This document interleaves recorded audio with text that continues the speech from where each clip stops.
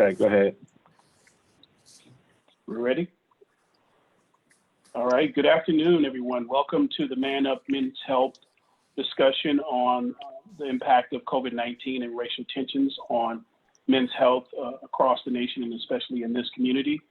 This is part of a longer series from Man Up about men's health. We had an interesting session on the Tuskegee experiment earlier this year, and this is another session that deals with something quite different in our society. One thing is clear in 2020 is that we have a lot more clarity than we had before the year started.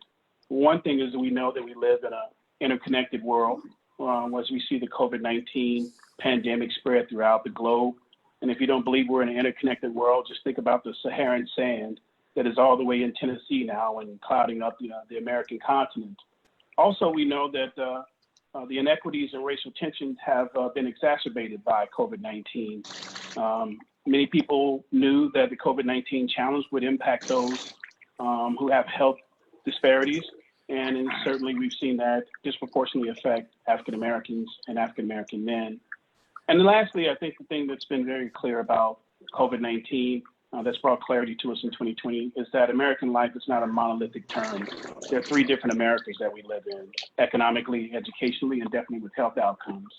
So it's about our faith, it's about our ability to get good information, it's about our ability to connect and have good practices that we can serve by being healthy. And so the discussion we have today, thank you to all of the facilitators and organizers of Man Up and this health discussion, that we're going to talk specifically about the health concerns of men, African American men more specifically.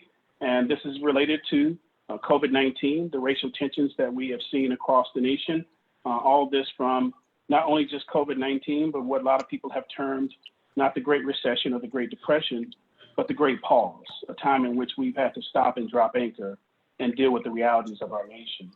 With that, I am Kenyatta Lovett. I'm one of the facilitators for this discussion. Alfonso Alexander is going to join me as a co-facilitator. And Alfonso, I want to hand it over to you for a brief introduction and also to introduce our panelists. Sure. Thank you, Kenyatta. As Kenyatta mentioned, my name is Alfonso Alexander. I'm excited to be here and participate in this conversation because it's so critically important. As we all have frequently heard, African Americans, particularly African American males, suffer from issues at an alarming rate related to health in the United States. I am personally very interested and invested in this conversation and many others because I'm also learning as I continue to be educated that African American males and middle class and those that have been successful from a career standpoint are even at a higher risk due to not only those same health issues, but also due to the stress levels that come along with some of that success that maybe they have experienced. So this conversation today, I think, is magnificent because not only dealing with physical health and health-related items that center around COVID-19, but also how that impacts us from a health standpoint, from a mental aspect, as well as from a spiritual aspect. So we've got a phenomenal panel. I want to make sure that they all have an ample amount of time to really share who they are and what their area of expertise is, and then we can dive right into the discussion. We encourage you, if you're listening on Facebook Live, go ahead and put questions out there.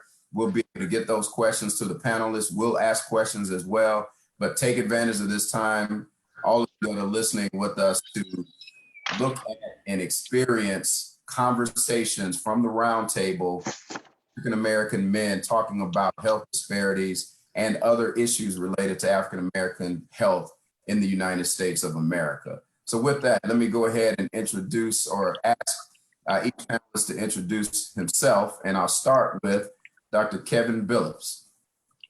Okay, thanks, Alfonso. Welcome everybody on, and welcome to all the panel. I'm looking forward to this also. My name is Dr. Kevin Billups. I'm a urologist. I'm in the Billups Center, and I'm also a professor at Meharry. My interest is men's health. That's my specialty. I focus on the sexual health aspects, so erectile dysfunction, low testosterone, but my career has really focused around linking those sexual health symptoms as markers, both as early warning signs for chronic medical illness that we're going to talk a lot about today, for instance, diabetes, high blood pressure, heart disease, obesity. So for erectile dysfunction is an early marker for this, can be the first symptom actually, and it can also be a sign of poorly managed disease. So I link those to that, and then I really try and focus men around two things. One is understanding what your medical health status is, but then also understanding what your potential is for improving your vitality and better managing these chronic diseases. So I think this will be a really a good discussion, and I'll just stop there, and you can pass it on to the next panel. Excellent. Thank you, Dr. Billups. We look forward to hearing about the information that you have to share with us. Your expertise is something we all need to know about it. Next, Dr. Lawrence Burns, please introduce yourself to us as well. Good afternoon. Thanks for having me. I've been in practice for over 40 years. I'm a podiatrist. I like to think of myself as a transportation specialist, and we'll discuss a little more about that as we go. I'm here today to discuss overview of obesity, which is the #1 factor in diabetes. And then I'll talk in depth about diabetes. I've been involved with a number of health centers. Currently, I'm a consultant for Matthew Walker, board certified. I'm also adjunct professor for Meharry, participating in the family medicine program. And so my forte, if you will, is diabetes. However, we also have to talk about circulation or peripheral vascular disease, which ties into Dr. Billups in terms of impotency. And I'll end there and add more later. Wonderful. Thank you and welcome. We look forward to from you as well, as we know diabetes is so important because of the impact it has on our community. We'll go to Kemuel Hawkins. Good afternoon, everybody. My name is Kemuel Hawkins. I am the owner of Stillwater's Integrative Counseling Services in Gary, Indiana, a licensed mental health counselor. I've been in practice for just about 7 years now. Also, Reverend Hawkins in the African Methodist Episcopal Church. So in my practice, I do a pretty interesting blend of spiritual traditions, especially as they pertain to our African American heritage and our African heritage, as well as new research in the area of mental health and psychology. Most of my clients are African American, so I'm able to blend each of those pieces quite well with my clients and address some of today's issues from that perspective. Welcome. We're excited to hear that as well. I think mental health is the forgotten aspect of health that's so critical to African American men that impacts some of the other things that we hear about so often. So welcome. Next, Ashford Hughes. Ashford, please share with us. Good afternoon, everybody. My name is Ashford Hughes.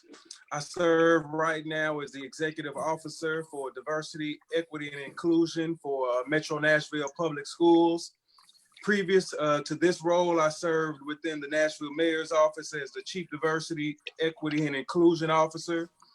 Within the city, I also serve as the co-director for the local My Brother's Keeper Nashville Alliance. My focus here within the schools is to really put an equity lens and a equity framework about how we deliver opportunities and access to our student population. That has been my background in systems change and working to make certain that race, that economics does not factor into the outcomes that our students and our communities have to deal with. And that is not a corresponding factor. So glad to be here with everybody. Thank you. Thank you. Excited to hear particularly your perspective on young African-American males and the impact that these issues will have and does have already on them. Last but not least, Dr. Kelvin Moses, if you would introduce yourself for us. Good afternoon. My name is Kelvin Moses. I'm Associate Professor of Urology at Vanderbilt University Medical Center. My clinical interests are in advanced prostate cancer, as well as kidney, testis, and penile cancer.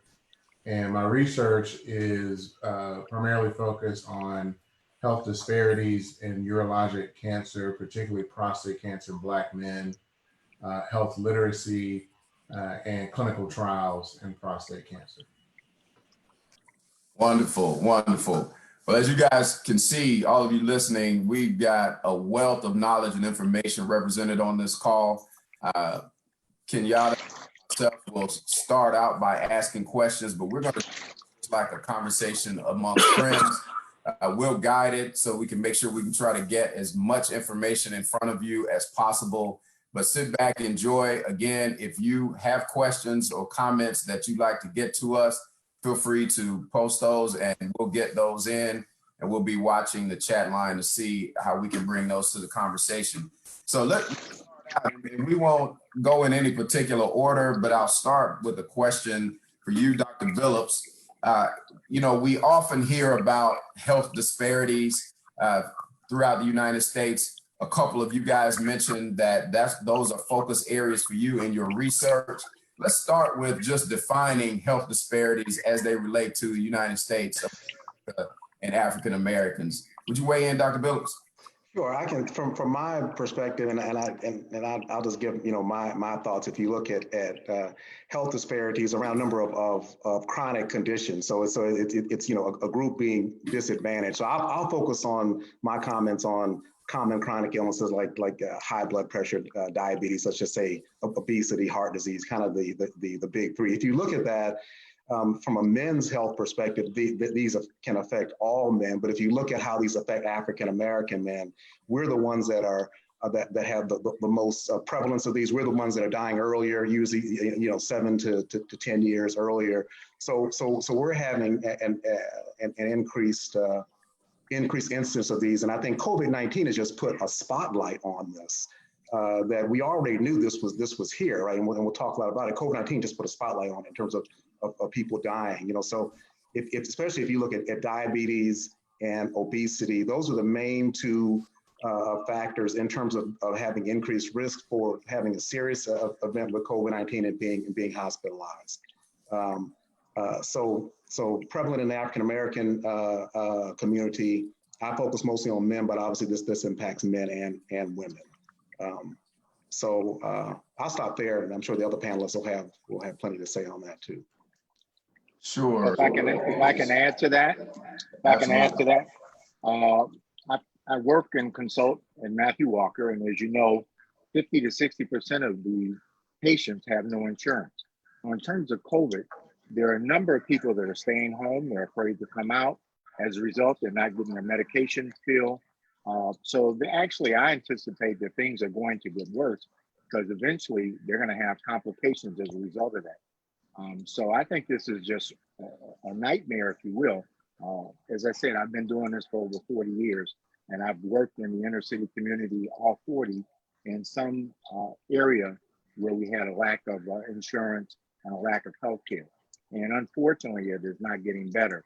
We were appropriated money in this state, and our governor says, I don't want to do the Obama plan. I'll do my own plan. Well, it's interesting. He's done no plan.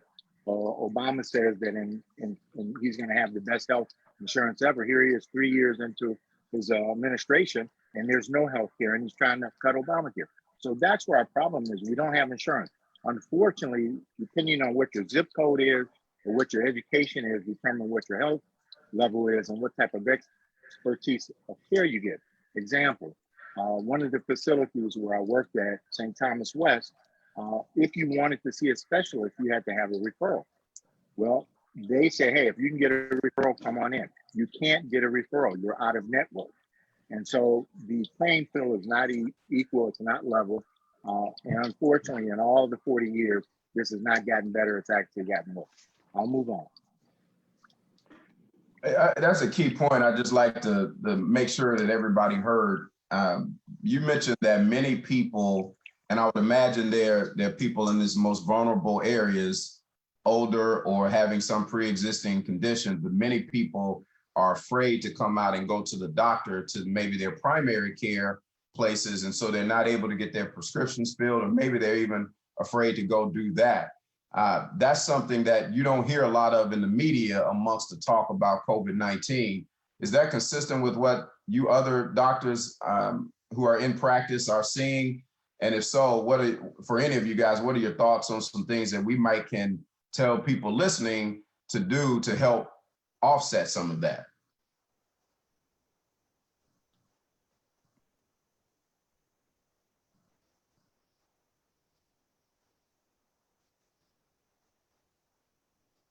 So any of you physicians weigh in on that? Well, we've definitely seen that at Vanderbilt. A lot of people delayed care due to coronavirus. We've seen people who were diagnosed with cancer maybe just before or right at the beginning of the pandemic and delayed care until this month, and we've seen progression. So I think it's incumbent upon really the medical centers, hospitals, physicians to let patients know that they have practices in place to protect them. At Vanderbilt, you get a temperature check and a screening questionnaire at every door. You have to wear a mask. There's no visitors, or you can have one visitor if you're an inpatient or in the clinic, and they have to be screened as well.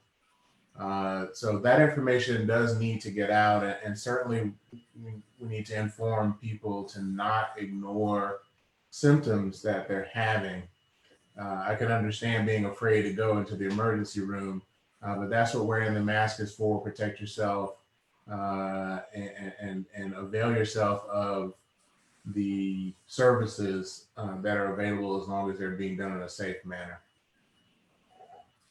So what message would you guys have for anyone listening that may have older parents or family members that they know have been avoiding care? What message or ideas would you give to them? Directed to the older members, I think I'll start out there. I think that there are two faces for that, Pounds. So one is I have older parents too. They're both in their mid to late 80s, and I think right now we try and get them to really stay in and just don't go anywhere. Just because they're the most susceptible to that. So I think for the older folks, I would say at this point, because we really don't know what's going on, I think you really have to stay in as much as you can. I think a lot of this now is on younger people who are the ones that are really out now and breaking a lot of the social distancing rules and not using the mask and things like that. That they're the ones that could potentially you could infect your loved ones who are older. So you really have to be careful about that. And the only other thing I'll put out there for discussion too is, one of the things that I think when you look at, there's a lot of focus now on developing a vaccine, developing medicines. But if you look at this, what are some of the underlying factors like diabetes, high blood pressure, obesity? These are diet related issues, right? So one thing I think that we really could do is you have to look at yourself in the mirror or something and say, what can we do to make ourselves healthier?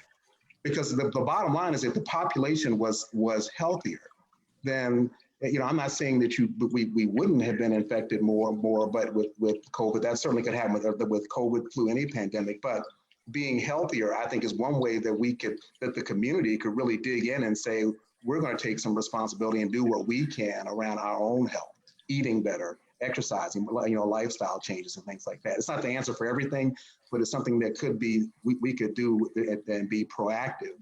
Because if you look at these risk factors associated with COVID, they are all diet-related risk factors. A lot of them are. Absolutely. One last question, I'll kick it over to Ken for additional questions, but how comfortable are you as physicians with telemedicine, and how comfortable should we non-physicians, particularly African-American men, be with telemedicine?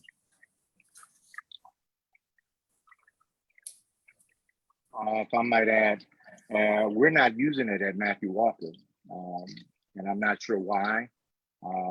So that's a problem. But I would encourage all our elderly people to come on out, get your evaluations, get your medication. Everybody's afraid to come to the health center because they think we're treating people with COVID.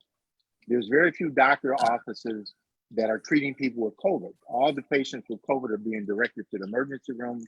They're being admitted into the hospital for observation, or they're actually been on a respirator, something to that extent. So, at this point, come on out to your office, see your doctor. Now, I'm particularly concerned with those patients with diabetes, and having neuropathy. As a result, they have decreased sensation. So now if you've not had your nails cut, you haven't had your calluses trimmed, then you're at increased risk and you will not feel it. So come out, get your necessary care. Thank you. Thank you for that. I can make a quick comment on telemedicine. I think that COVID has changed medicine, and I think telemedicine is going to become much more common as physicians as we get used to it. I know that there have been and Kelvin can probably comment. There have been a couple of very extensive webinars in terms of urologists, adapting to that, because the bottom line is that people are going to be less comfortable coming into offices and for conditions that you can actually work with via telemedicine. And it so happens that the sexual medicine thing that I work with is one that I think is very telemedicine friendly. So I think that what's going to happen is that patients are going to get more and more used to it. I think that as physicians, we're going to have to use this more and more. And I don't see it going away. Right now they've relaxed a lot of the rules in terms of using telemedicine, but I really believe that as physicians, all of us are going to have to adapt our practice to this changing reality. And I don't think that that's a bad thing. Honestly, I don't think it's a bad thing at all. I think COVID just accelerated what was probably going to start happening anyway with this technology. So, I'd be interested to hear what the other panelists, physicians think, but that's kind of my thought, or other panelists. Yeah, If I may jump in from a non-physician perspective, while I do believe that telemedicine and technology is going to be the next phase, I do also believe there's going to have to be a steep and a large education platform for our community to understand what telemedicine is, the importance of it, and how to utilize it.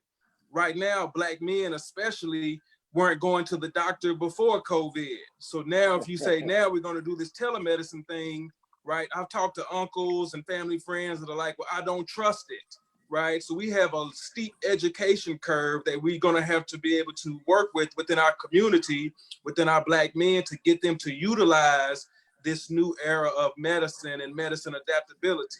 So while I agree with it, like, we have to have the education piece on the social side to make certain that we are utilizing where we're going in the future. Yeah, I want to throw in for a quick second. From a therapy standpoint, telemedicine has opened up tremendous avenues for my business. And there's some particular reasons why.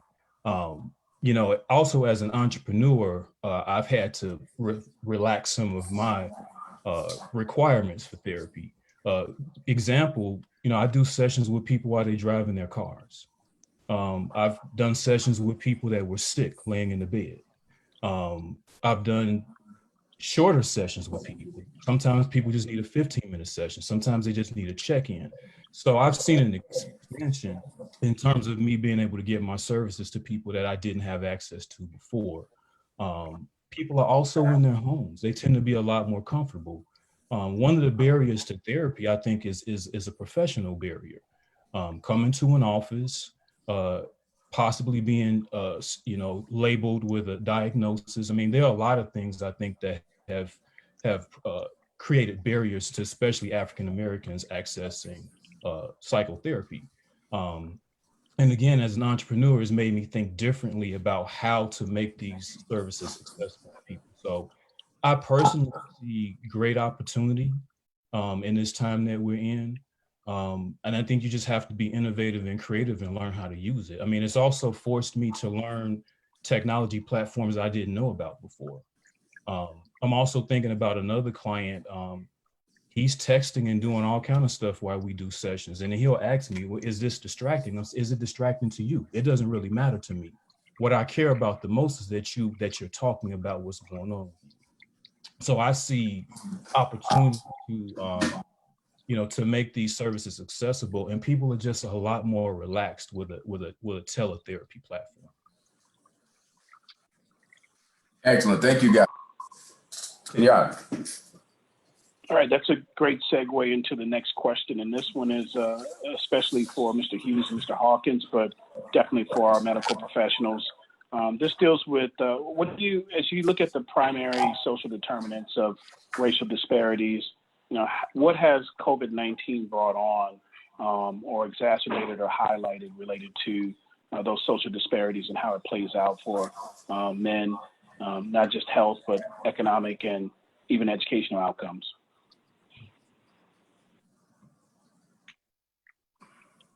I think it's amplified a lot. I think it's one of the things amplified is the need for data. I'm sure you all recall about 2 months into our stay-at-home shelter-in-place, there was a cry from many of our community organizations that we needed to see the disaggregated data so that we knew where people that were most infected were. I think what's been amplified, particularly here in Nashville, is the economic disparities. The fact that the poverty rate has grown in Nashville over the last year and a half. Black poverty within Nashville is around 25% compared to the overall poverty rate, which is around 14%. If you look at specific census tracts in the city, there are specific census tracts for Black Nashvillians where the unemployment rate is 22%. When you look at, and it was brought up earlier about healthy foods and being able to eat healthy and taking that responsibility. Yes, that is 100% accurate. But if you look at where many of our community members live, if you look at MDHA properties that are majority African-American right now, they all are in areas of either a food desert or they're in areas where it's a food swamp. So you're either eating Taco Bell and McDonald's, or you going to the tobacco store to get bread and eggs, right? That is why we cannot eat healthy, because we don't have access to grocery stores or quality foods within our immediate areas. That has been amplified. I think what also has been amplified, as I'm sure many of the physicians on here would agree with, we don't have many health clinics or health facilities within our predominantly African-American or low-income communities. Not everybody in our community feels comfortable going to Vanderbilt Medical. Not everybody feels comfortable going to Skyline. But we don't have the clinics, we don't have the medical facilities within our community to be able to house or to be able to service the physical, emotional needs of our African-American communities. One thing that's systematic that we all have to agree upon, the state of Tennessee has billions of dollars that it is leaving on the table because it will not expand Medicaid. That is hurting not just poor African-Americans, low-income African-Americans, that's hurting low-income, poor people of all races, of all genders across this state. That is something that systematically this in Tennessee has amplified as like something that we need to address now. But I go back and I refer to while race and economics play hand in hand with each other, the economic disparities within Black communities are what's keeping us apart from being able to access quality, affordable healthcare right now. And there are plenty of studies that highlight in communities that have access to sustainable economics, they also have access to quality foods. They have access to medical facilities. They have access to quality, equitable education. I think we have to look at the economics in our community and the disparities that COVID has amplified and figure out the why and the how do we overcome those.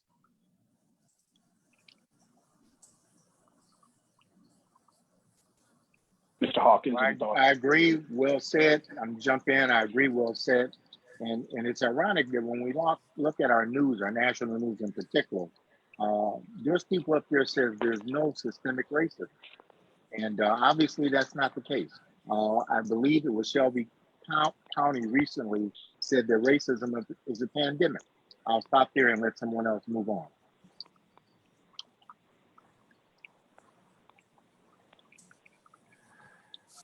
Excellent. That systemic racism, so many different areas, and I think these issues that you guys raise are definitely part of that whole system. And I think when we get to a part of our discussion where we talk about solutions, there'll be some great things that we could share in terms of thoughts regarding that. So I appreciate those comments from both of you guys. You know, earlier we talked a little bit about fear being part of the reason that people are maybe getting medical care now, where typically they would. Kemuel, I'd like for you to speak to that if you would, because African-American males traditionally have not gone to the doctor. And there are a host of reasons. We all could name some ourselves, but I know that some of them are fear, some of those reasons, and not necessarily being fearful of going to see a physician for the experience itself, although some of us may be afraid of needles, but more fear of finding out something that you don't want to know. So can you speak to that? Do you deal with that any in your practice? Oh yeah, I mean that's that's every client.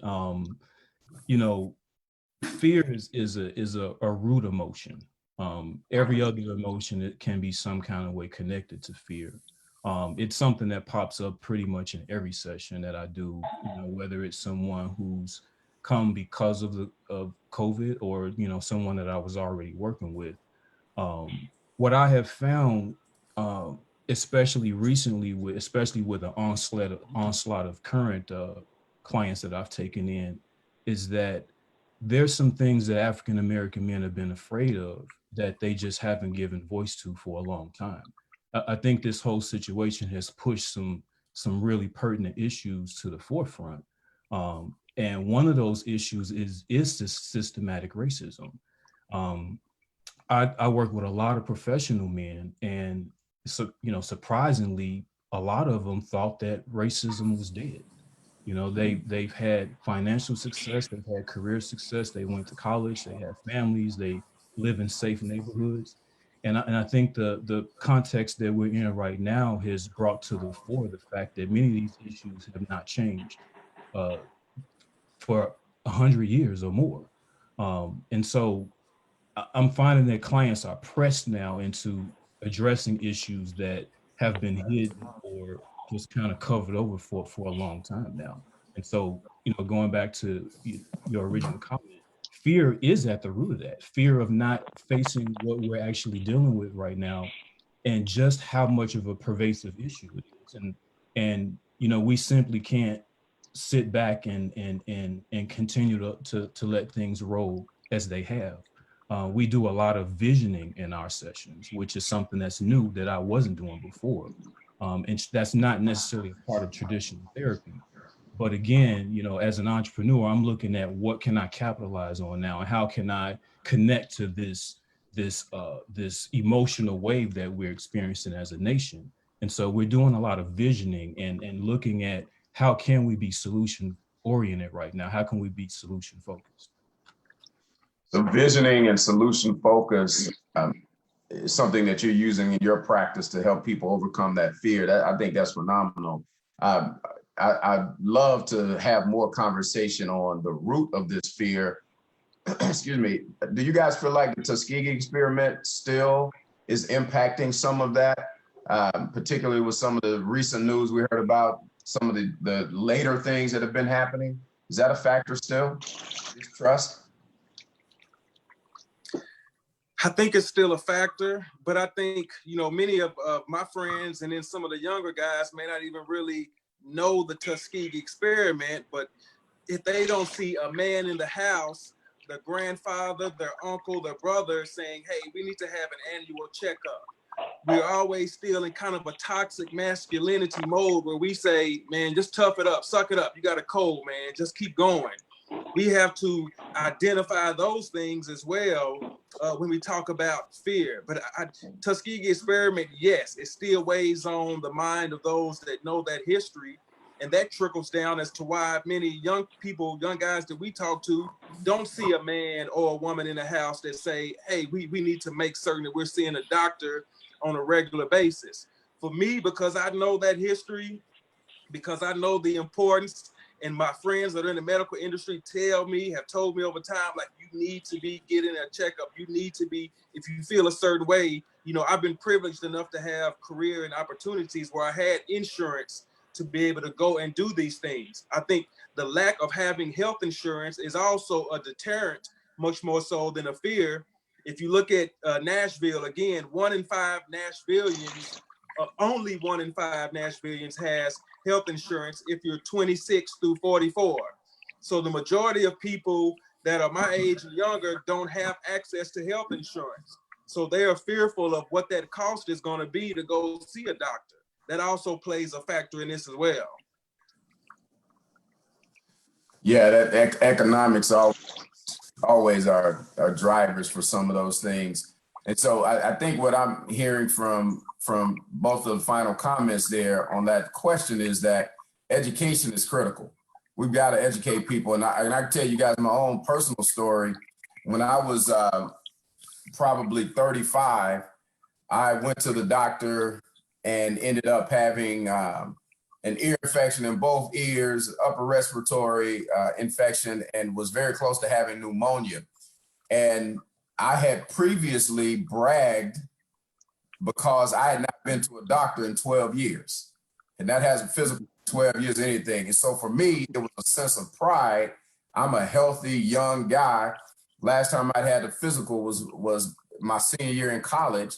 And now, after going through that experience and getting educated by my doctor, who was an African-American male, it's really a sin to me not to go have an annual checkup. Most times nothing is found. Sometimes there's some things that help advise me to go get something checked on, maybe with the specialist, but it was an education that really helped me turn the corner. So I think we all have a responsibility, to your point, Ashford, if there's not an older gentleman in the house that's doing it, we all have this responsibility to share this kind of message with everyone that we can. I want to shift gears now, if we can, for just a second, and go back to a question related to COVID. That's still connected to what we're talking about here, though. But what impact specifically are you guys seeing or hearing that the psyche of African American males? What impact is COVID, along with the racial tension? How is that impacting African American males in terms of their feelings about going to the doctor, in terms of their feelings about being in their family as it relates to being healthier? Because now guys are being able to spend more time in the homes. Maybe they're being forced to in most cases. I know a lot of African American males are working jobs that are considered jobs that they did not get impacted. They consider essential jobs. That's the word I was looking for. But for those that aren't in that particular category, there's an opportunity now to take the lead and to say health is important, whether that's diet related, as you guys mentioned earlier, exercise related, to try and deal with this obesity issue. What are you sensing guys are doing, and what should we be doing now that we have this opportunity to be around our families and lead them more? I think the attitude has evolved some. You know, early on, I don't think people took it serious just because the numbers were worse in other places or just New York. As numbers grew and as we were starting to get more detailed statistics, the question became, is this, you know, a targeted virus against Black people? Is this another genocide? And now that we see it's really a worldwide pandemic, and I don't think it's targeted to Black people per se, but people who have lack of access to healthcare, people who live in multi-generational homes, people who work in essential jobs, people who have a lot of comorbid condition are at higher risk. And so for a while, I think a lot of people were taking it seriously. I think what's happening more recently is people aren't taking it seriously, even though the numbers now are worse than at any time in March or April, when it was all over the news and, you know, rising then. And so you hear about house parties and block parties and things like that. Some people are taking it seriously. I mean, you can see in a lot of the protests, at least some people are wearing masks, not everybody, but some people. But, you know, nationwide, the numbers show that the numbers are escalating rapidly. and particularly among young people. And young people may say, oh, I don't have symptoms, or I'm not going to get sick, or I'm not going to die, but they could be carriers, they could be vectors. And particularly in Black homes that are much more likely to be multi-generational, that can be devastating. As far as seeking out healthcare, the same barriers for chronic conditions are the same for acute condition like coronavirus. And so, addressing those barriers, and that's going to take national policy, which unfortunately under this administration is not going to happen. But that's what it's going to take to improve access for people who are uninsured or underinsured who are seeking healthcare. Awesome. Other thoughts on that question? I can jump in and I think education is really key here, and I mean I think that's education sessions like this and anything we can do as not only healthcare providers but just people in general. Well, I mean, one of the first things I tell people is if you look at what's the definition of being in good metabolic health now, and I heard this from a cardiologist who specializes in cardiology and nutrition. Good metabolic health now is considered if you have a normal blood pressure, that's less than 120/80. If your waist circumference is normal, which for a man is less than 40 inches, and if you have a normal blood sugar, fasting blood sugar, which is 100 or less, or if you have a normal cholesterol panel. Now, if you look at that, only 12% of adults in the United States would fit all those criteria. So that means 88% of us are in not good metabolic health. So part of, even though I'm seeing guys coming in a lot for their erectile dysfunction, and that, what I tell them is this is caused by a bigger picture. And you may not even need all these medicines and things that we're putting you on. And I tell them, just look at this and just really tell me where you fall on the metabolic health profile, because most people most of us just don't fit that criteria. Matter of fact, most people fail 3 out of 4 of those things that I just mentioned. But what I found is that wakes people up. That's what wakes men up. And so some of this is we really just have to educate men. And like I think you were saying, Alfonso, step up and take the lead. I mean, I think that we have a role here where we could take the lead for the family and saying, I'm going to put my foot down. We're going to do something about this. So I think education is a key part of engagement for this. Man, I want to jump in and talk about a key segment. When you talk, Alfonso, about how does this weigh mentally, emotionally, physically, I'm going to deal with some of our young people, our young men, particularly within our My Brother's Keeper network. When you talk about the social, emotional dealings that our young people are dealing with right now, in particular, they haven't been in school for going on 4.5 months. Many of them weren't in school as, we went through a tornado, we went through other storms. And then they also are witnessing on TV the death and the murder of other young Black men in general. Breonna Taylor killed in Louisville. So they right now are in a state of shock right now and trying to figure these things out, but they're having to do it in a space that is at home, and we don't know all the time if that home environment is a quality home environment, what they're experiencing in the home.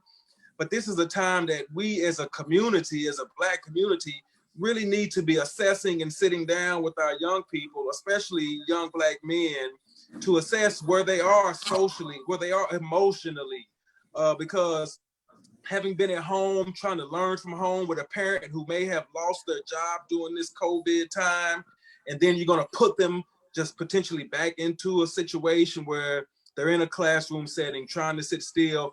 There's a lot that we need to unpack before we just put students or our young people back in a situation where they haven't been able to fully express.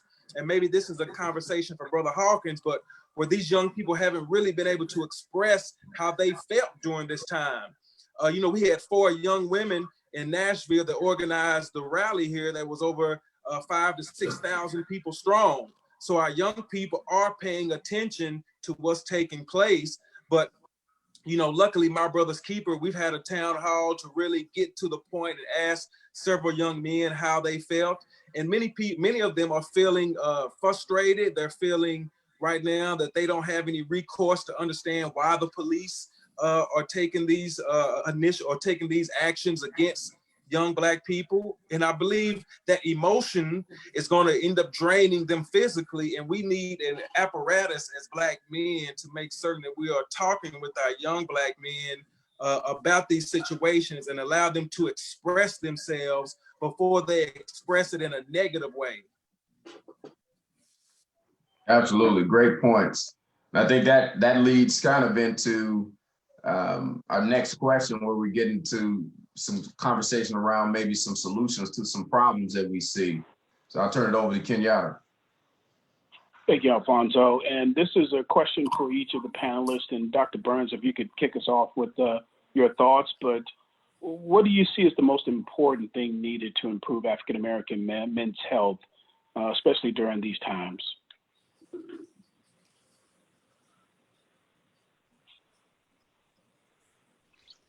Okay. You there, Dr. Burns? Okay. Yeah, I'm here. I think you can hear me now. I think there needs to be more opportunities. You know, we talked about the Black men. I don't think it's so much that they don't care about their health, that they take better care of their cars than themselves. You know, what's interesting is that we have women who are pregnant and they have kids and they're covered by TennCare. There's very few men that are covered by TennCare. So if you don't have a job that provides you with health insurance, then your opportunities are very limited. That's how our society is set up. Most people are working for health insurance. That's why they work. And then, you know, fortunately, our President Obama came along and said, hey, we're not going to tie this to pre-existing conditions. But people want to take that away, which makes you a slave to your job for health insurance. And I think this is why a number of Black men don't go to the doctor, because they don't have health insurance. That's an interesting perspective. But what stuck with me was the word you said early in that perspective was opportunity. We need the opportunity, the resources, and the system is somehow working against us in that regard. So I think that's phenomenal perspective. Thank you. So I'll jump in there.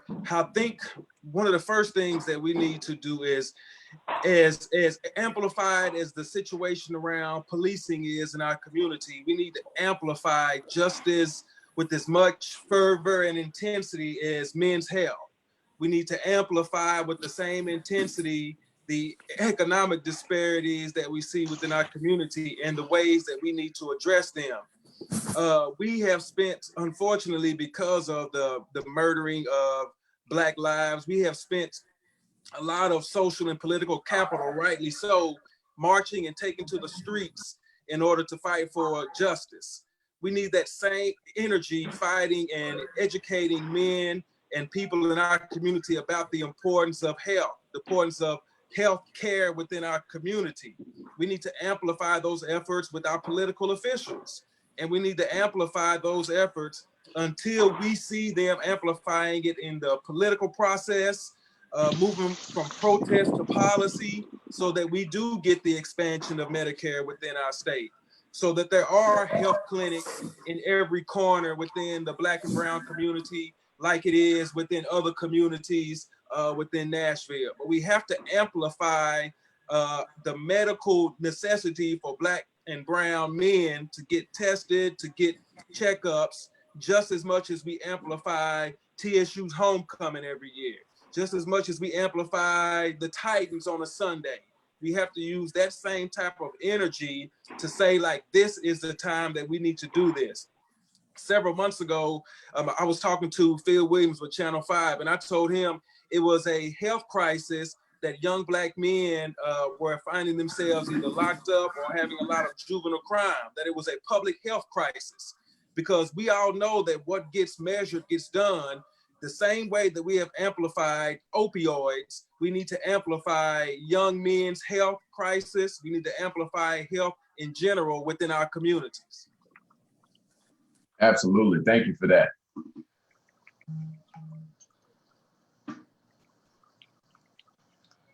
Who's weighing in next? Dr. Phillips? Well, I agree with everything that's been said, and I just fall back on a lot of this is as I still think is education and awareness at every chance we get. Like I said, I see a lot of men that may come in with the sexual health, erectile dysfunction, or symptoms of low testosterone, and when I point out to them, hey, that this erectile dysfunction could be 6 years ahead of your heart attack, your stroke. Look at these risk factors you have. You're either pre-diabetic or you're on your way to being diabetic. And when I had that discussion with them, what I'm finding now, it's actually easier and easier to point out that, what can you do about this? Well, you can sit back and do nothing and go on all kind of medicines, or we could get aggressive around lifestyle changes. And I think this kind of all comes down to, if you look at our system nowadays, unfortunately, there's no real money in healthy people, right? There's no money in dead people. Where the money is in the system right now, the healthcare system now, is in chronically ill people, whether you're looking at pharmaceutical costs or medical services. So, but it's been interesting over the past 5 years. I'll admit, I've seen a shift in men, and that when you start bringing these things up to them, it makes them think. We were talking about fear earlier, so a lot of men are worried about these things, but once you bring it up and kind of break the ice, now more and more over these past 5 years, they're really coming up to me saying, so what can I do? So you're saying if I lose that belly, that could help these other problems? That's the shift I've seen in my men's health practice especially over the past 5 years. So, That's encouraging. Yeah. Yeah. Dr. Moses. Yeah, I agree with Dr. Billups. Over the years, the conversations have become much more detailed. Like you said, you kind of have to break the ice. Everybody kind of sits there and looks at each other, and then finally one brave soul will stand up, and it just kind of opens the floodgates. So I think it's a lot. There's in mythology, there's always some little kernel of truth. But I think Dr. Billups and I think the prior gentleman said, men do care about their health, but it's the experience within the healthcare system that sometimes scares them. And just breaking that ice, taking the information to the communities can help break that down. Opening up the dialogue is critical. Thank you. Kemuel. Yeah, we just to clarify, we're talking about solutions right now, correct? Yes. Okay. I'm gonna go a little bit off the cuff because that's just what I do. And my clients will tell you that. I'll start my comments off by sharing something that's very interesting that came up in discussions I've had, especially with some of my African American men clients or male clients. We talk about dreams.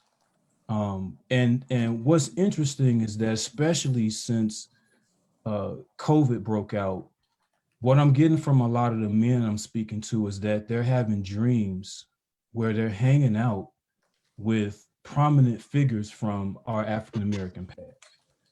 Just yesterday, I had a conversation with a young man. He had a dream he was hanging out with Elijah Muhammad and Malcolm X. I had another conversation with a young man who was hanging out with LeBron James. I had another conversation with a young man who was hanging out with Martin Luther King. And so we talk about, well, what does this mean? And what they all end up saying, and I agree with them because I've had similar dreams too over the last year or so, is it sounds like it's time for us to wake up to our greatness, is what it is. This is of course, the subconscious level that we would deal with in psychology. But from a spiritual standpoint, I think it means a lot for us as a people. You probably have heard in my voice that I sound very hopeful right now. And because of these conversations that I'm having with people, I have every reason to be hopeful, especially with our young people. They're waking up to a reality that includes a lot of possibility. And I think it includes a lot of inner strength. It includes some power. And most definitely it connects to pride in being Black. And what does that mean? So all of those figures that are popping up in these dreams point to that, I believe. This is an awesome time that we live in. Yes, we're dealing with a lot of issues, but what I'm getting from the dreams that these young men are having is that there are solutions. And maybe we need to pay attention to some pieces that we've put away that we haven't given a lot of focus to. And I'm seeing that in the dreams that especially a lot of our young people are having right now. And that's excellent. That's excellent. That's inspiring. And I think I appreciate your work because I can tell that you're challenging them to actuate on some of those things. And I think that's a great opportunity that we all have. So I appreciate you sharing that with us. I've got a question that came in from watching us out on Facebook. And this one I think would be appropriate for Dr. Billups and Dr. Moses. And the question is, all of these ads that we're seeing on these vitality products for men, are they any good and are there any negative effects? Let me go first, Cal, and I'll go first, and then you can.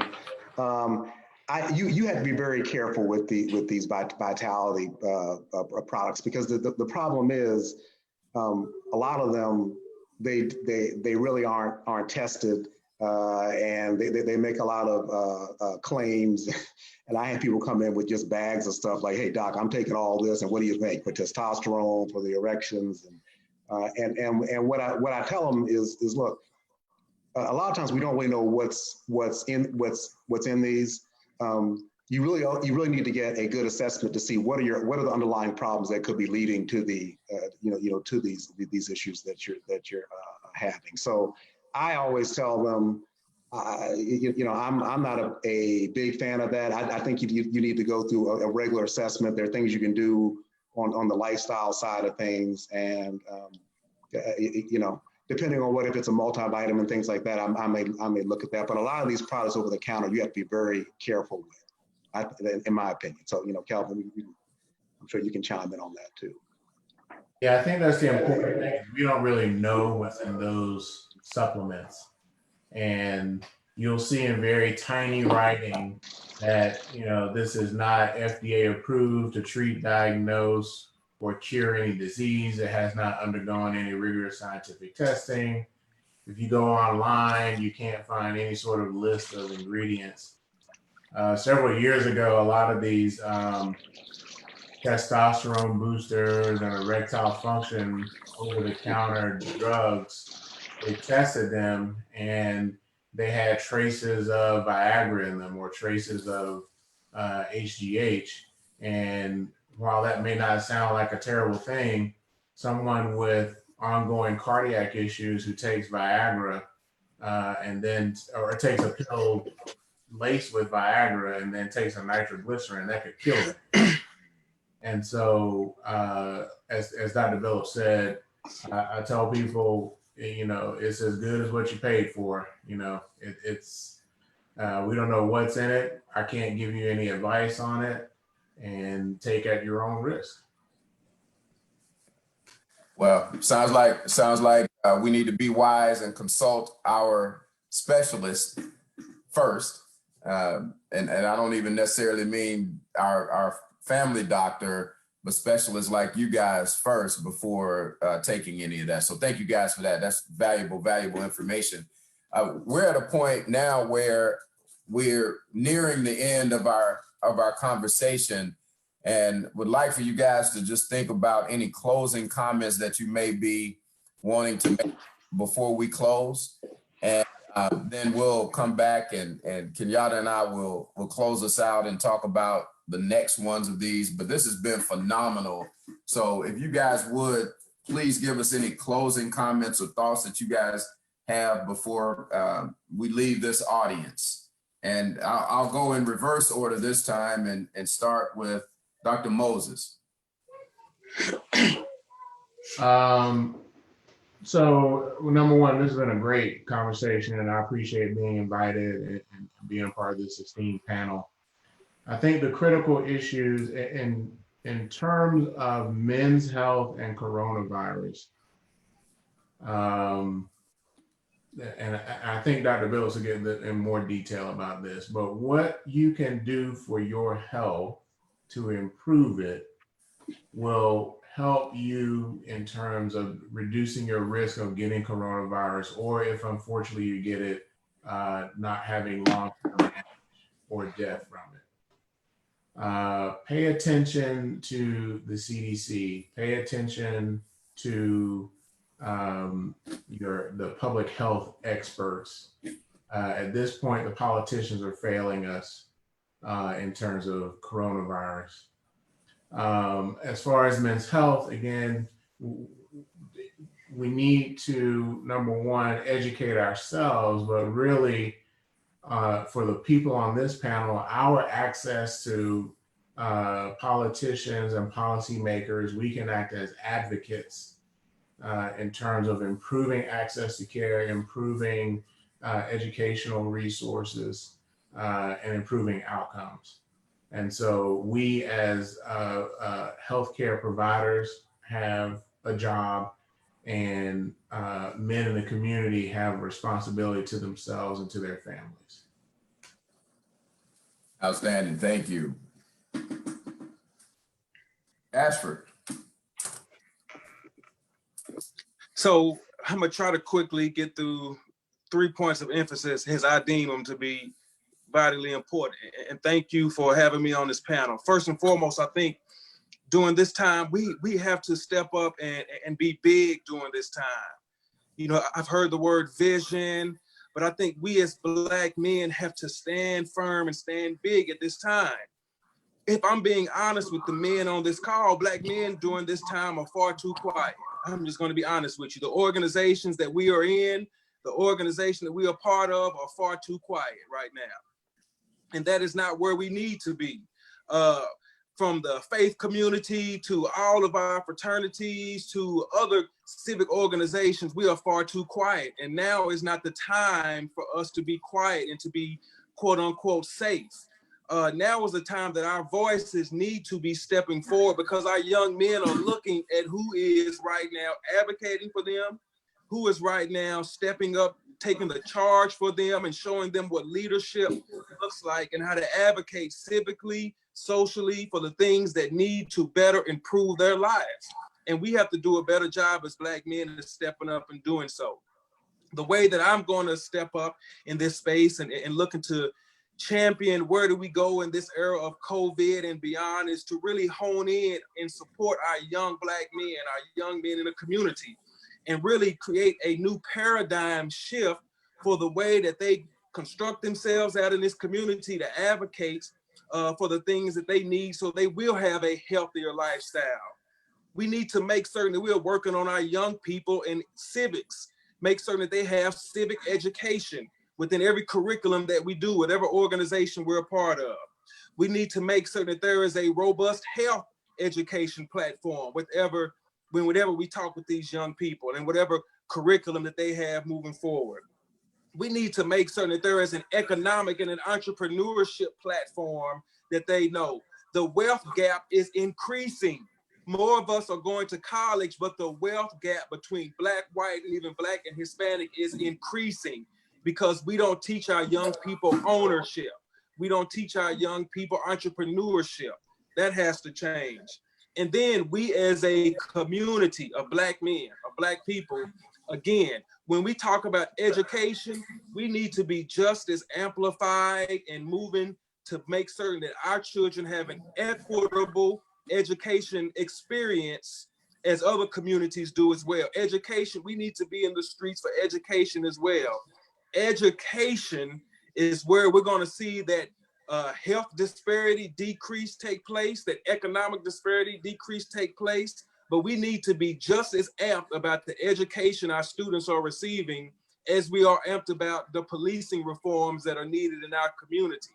And Black men and the organizations that we're a part of need to stand firm, need to be big in this moment to shepherd in some of these systematic changes that are needed. If not, then our young people are going to look and say, was it really that important? Was my educational experience that important? If Black men are on the sidelines, quiet right now, and leading from far behind. Thank you, Ashford. Excellent. Kemuel. Yeah, what I'm gonna say is gonna sound probably contradictory to what Mr. Hughes just said, but truth is always paradoxical. The best medicine that I've discovered is silence. And I think it was mentioned earlier that the pandemic has been an opportunity for us to pause. It's hard to know where to go if you don't know who you are. And how do you know who you are? Through silence. You need some kind of practice that grounds you, something that allows you to tap into the deeper dimensions of who you are. So the action that Mr. Hughes is talking about it has to come out of a deep sense of who you are. Very practical suggestions. With every one of my clients, I always start off the sessions with some type of breathing exercise. We start off with something meditative to ground the client. And then what I often find out is when the client gets grounded, they have their own answers. They don't need me to tell them what to do. That's often what they need.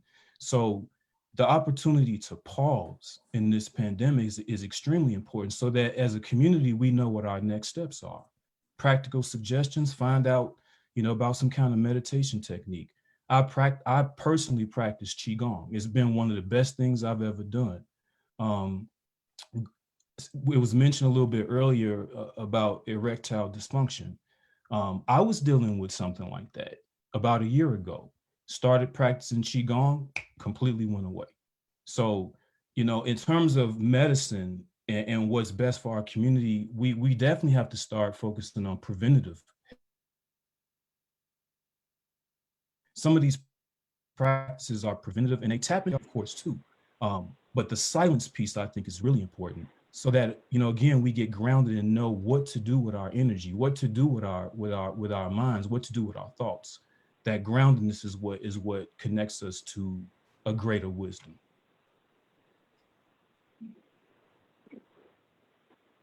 Thank you. And we'll go to Dr. Burns.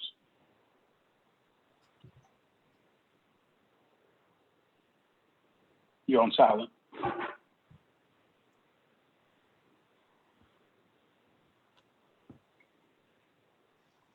Okay, sorry about that. Knowledge is power.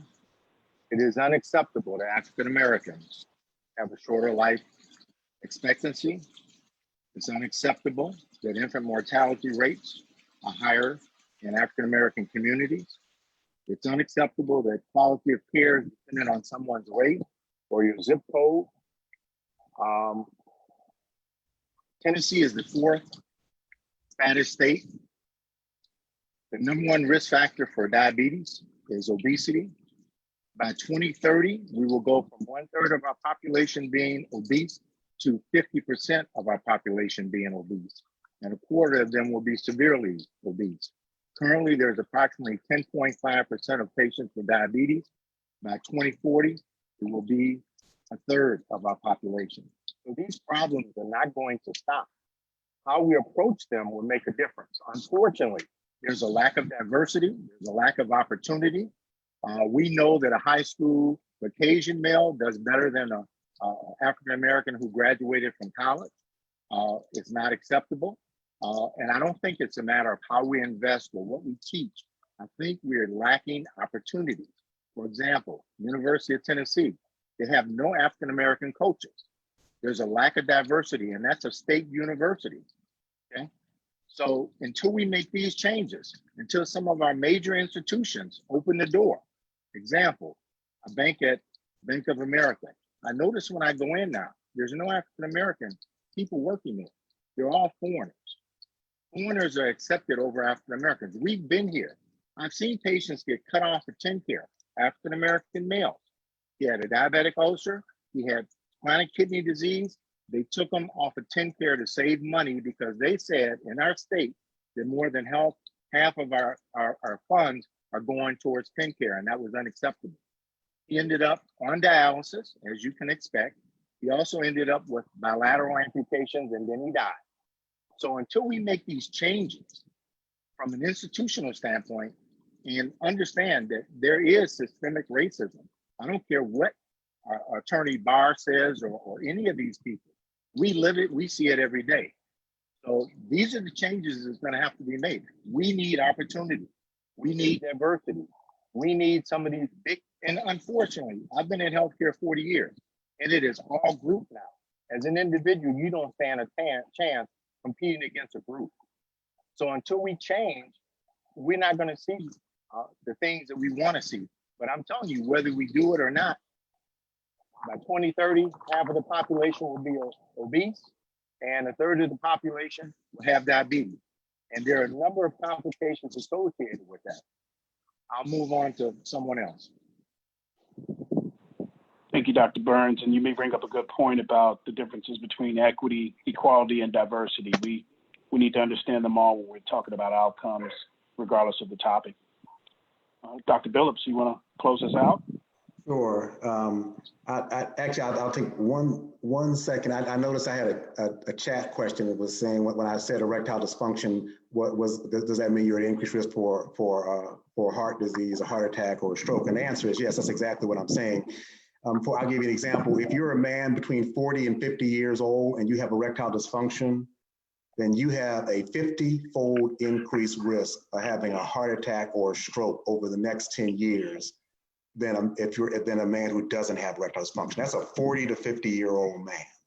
You know, so we could take that back to even younger. And a lot of men think EDs when you don't get any kind of erection. No, it starts way before that. So yeah, I am saying so. So that leads into what I really want to talk about is the whole preventive strategy that I think Kimmy mentioned, and I think that's spot on. We have to really change the way we think about health. So I talk to the guys when they come in a lot about, you know, are you looking at this as just absence of chronic disease? Because that's certainly one way to look at it. But another way to look at it is, why don't we look at it as an opportunity for vitality? How about optimal function, optimal performance, a chance to be productive, a chance to live a full life and reach all of our potential. You know, and so that's the way I try and talk to them and really focus on the preventive aspects. We talked a little bit about technology, education, reaching people here. I think we're going to have to embrace some of these new technologies in order just to reach the number of people that we have to reach. But overall, you know, in spite of everything that's facing us, I think that this is a chance for a great opportunity. You know, we talked a lot about problems with, and I agree with everything that was said with food deserts, things like that. But with all these problems, I think there's an opportunity to do something unique and out of the box, right? So, and the beauty of some of this is some of these solutions, if we can get this lifestyle nutrition piece, you actually can change somebody's metabolic health within 4 to 6 weeks, right? I mean, they feel better in 2. You change their trajectory within 4 to 6 weeks. We have to just kind of apply ourselves and figure out how can we be entrepreneurial and use some of these new technologies to bring it to our communities where they're needed the most. So you know, I do feel optimistic that we can do that, especially with panels like this. I mean, there's a lot of brain power on this. So I'll stop there. Thank you, Dr. Phillips. And I think you taught me from the last panel about that concept of vitality. It's hard to be of service or be out in the community and serve if you're laid up or 6 feet under. So definitely we need to be at our best at all times. I want to take time to thank all of our panelists for being here on this conversation. It was definitely informative. And what was great was the diversity of perspectives on this topic of COVID-19 and health disparities, which is critically important in the Black community. My takeaways, and I like to walk away with the 1, 2, 3 is one and most important, it seems to be that we need to do more in education and information to make sure that individuals know how to act in response not only to COVID, but in terms of other health disparities. And you saw from some of the questions in the chat for the panelists that people need more information and the right information to know how to act.